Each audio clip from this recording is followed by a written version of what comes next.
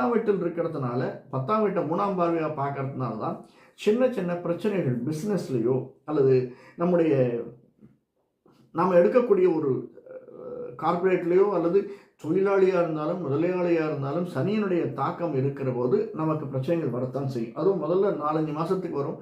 அடுத்தது குருவினுடைய பார்வை வரைச்சு, குரு நமக்கு 12ல் வரைச்சு என்னதான் இருந்தாலும் குரு 12 சார் குரு 12ல் வரார் சார்னா 12ஆம் இடம் அப்படின்றது குரு அந்த இடத்து உச்ச வீடு. கடகராசி அப்படிங்கிறது குருவினுடைய உச்ச வீடு. அதனால குரு எங்கே இருந்தாலும் குரு தான் நமக்கு வழிகாட்டுவர் தான்.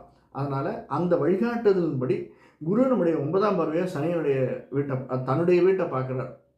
அதனால் நமக்கு ஏற்றத்தை தரக்கூடியதாகத்தான் இருக்கும். 8ஆம் வீடு அப்படின்னாலுமே 9ஆம் பார்வையாக பார்க்கறதுனால சனியினுடைய ஆதிக்கம் கொஞ்சம் குறையும். செகண்ட் ஹாஃபில் நமக்கு நல்ல ரிலீஃப் இருக்கும் சார், நிச்சயமாக ரிலீஃப் இருக்கும்.